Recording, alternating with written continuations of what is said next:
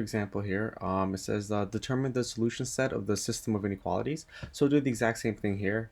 Notice that the first thing you always want to check is that everything is in y equals mx plus b form. Okay, I want to say make sure that it's in form because there is no equal sign here, and because we deal with inequalities. So the first thing is I'm just going to write what the first inequality is. Okay, we know it's an inequality because it has that symbol right here. This is a greater than sign. 6 plus 3/4 x, and then we're just going to pause for a second and we're going to look at to see what the form looks like, and is it in the same form as what we have here. Okay, notice where the x is and there's a number. This one comes first, and I notice down here the x comes at the end, or I should really say it this way, and the 3/4 is there as well. So all we need to really do is, because it's on that side, we could just basically take it and just flip it around, and so then this becomes y is greater than 3 over 4x plus 6. And so this is essentially the same exact inequality as that.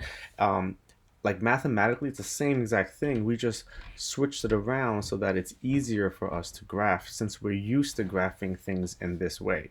The second one now, let me just put it back in this color. We have y is less than or equal to 3x over 4 minus 2. So it looks a little different because you see down here we have 3 over 4 with that x next to it, and then we have 3x over 4. But you know what? It's crazy because 3 over 4x is actually the same, right, as 3x over 4. And so we can actually take this 3 over 4, we can actually take the number, okay, and we can actually just write this as 3 over 4 and place the x right next to it, and then it essentially becomes the same thing. So even though it has it as a 3x over 4, it's the same exact thing. We're gonna just go ahead and just rewrite this so that it's in this, it's an easier form, right? So we said that we can just take out the numbers and then just place the x right next to it here, minus 2, and these now become the two inequalities that we're going to use to graph. If so, to start that, I'm going to actually put this one in red, so I'll graph this in red. Our starting point, okay, if you remember here, that this is our starting point, okay, so this is where we start on the y-axis, and here we're starting on the y-axis at positive 6 right there, okay, and what does the slope tell us to do? So if it is a positive 3, we're going to be going up 3, and we always go to the right when you're starting off. Okay, so we're going to be going up 3 and then right to 4. Okay, now notice what's going to happen here, right? If I go up 3 and right to the 4, right 4 here, I'm off the graph. Now, that is not really an issue, but just because we want a nice concise graph, we're actually not going to graph that coordinate. We're going to go back to the beginning here, and instead of going up 3 and to the right, put that whole line of instructions in reverse. So instead of going up, we're going down 3, and instead of going to the right, this is the only time that we'll be going to the left. Okay, so when we are out of space. So down 3, left 4. Okay, down 3, left 4. I'm off the graph here, so I'm just going to pause there. And we're going to look at the inequality sign. And if you remember, if you have a greater than or a less than, okay, that's going to be a dotted line, right? Greater than or less than. Or if you have a less than or equal to and a greater than or equal to, this is going to be a nice solid line like this. That's a solid line. This would be a dashed line. So we're going to go ahead and, well, I'm going to go ahead and use the one of these tools here, but on your paper, you should be graphing this. So that goes there, right? Can extend that, perfect. And then we'll do the other one now. We'll graph this other one. Start at -2, okay? Still going the same slope now, right? Up 3 over 4, up 3, 1, 2, 3, over 4, down 3, or left 4, right? So we're going the opposite way now, over 4, right? So here we have a greater than or equal to sign, so we're using a solid line there. So we're going to just go ahead and get a solid line right through there, okay? And what do you notice about these lines? Will they intersect is the main thing, because that's really what we want to figure out. Now, being that this is this is not a system of equations, right? If it had the equation signs, we're going to be looking to see where they would intersect, and that point where they intersect, that would be our solution. But we have a system of inequalities, which means that we have to do some shading. So let's go back to the first inequality here. We have a greater than sign. Okay, here's the graph. It's going up. So greater than would be above. I'm going to put this in a different color. Let's put this in blue. So as we're going here, above would be this place. Okay. And then for this one right here, we have less than or equal to. So again, we're reading from left to right, right? So left to right. So a less than sign, okay, where would less than be on this graph? Would it be here or here? This is above this line, so a less than would be below, and we're going like this.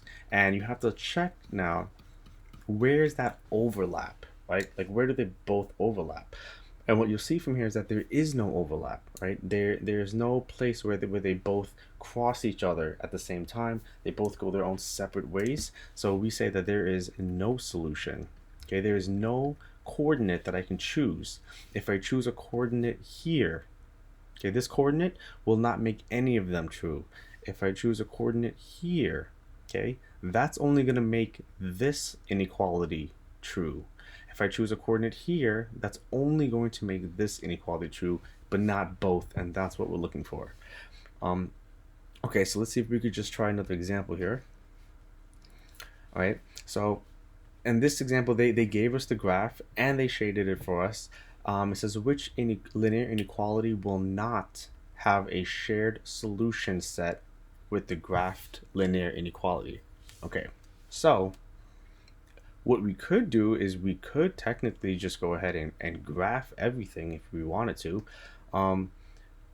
So we could do that route, or we can like look at certain things. Okay, so which linear inequality will not have a shared solution? So I'm gonna go ahead and just graph a couple of them. Okay, there is a way to tell immediately which one's not, but this is a good like quick practice. So from here we would start at 2. Notice that this is a 0, and if you go up 2 units it's 4, which means that this is actually 2.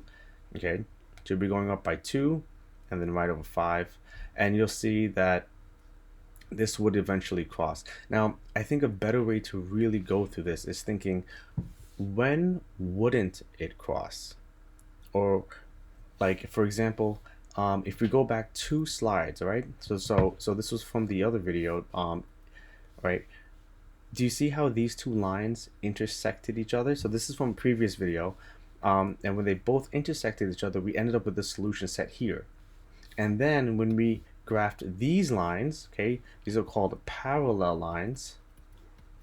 Okay, parallel lines by nature will never intersect. That's actually the definition that makes them parallels, that they'll never intersect. So if they're asking us here which one will not have a shared solution, well, parallel lines won't have shared solutions because they will never intersect each other. So we're looking for lines that are parallel, but what are some characteristics of parallel lines? There's one main goal that makes them parallel. Okay, and before I even just tell it to you, I'm gonna go back to the previous slide, and I want you to look at these in blue. Okay, so don't worry about this sign. Okay, don't worry about these right now. I want you to look at the numbers. What do you notice about the numbers? Look at the y-intercepts. Okay, look at the slopes. So here the y-intercepts is -2. This is a +6. Those are different numbers. Here it's 3/4 is the slope. 3/4 is the slope. If you're on a graph, right? So this one's going up by a certain amount and this one's going up by a certain amount. If they're both going up by the same amount, they will never cross each other because the distance between them is always going to be the same. So we're looking for a slope here that's -5/2. So as you scroll down here, okay, you immediately see that this is going to be -5/2. That would make it a parallel line. So let's go ahead and just attempt to graph that, right? So this would be -4, this is -6, so -7 is about here. Okay, going this was down 5, so 1 2 3 4 5 over 2. You're going to go up 1 2 3 4 5 over 2, and what you'll eventually see, so going up 5 1 2 3 4 5 over 2, And if I were to draw this line, let me see, here it is. This is going to be a dotted line. Okay, do you know why it's a dotted line?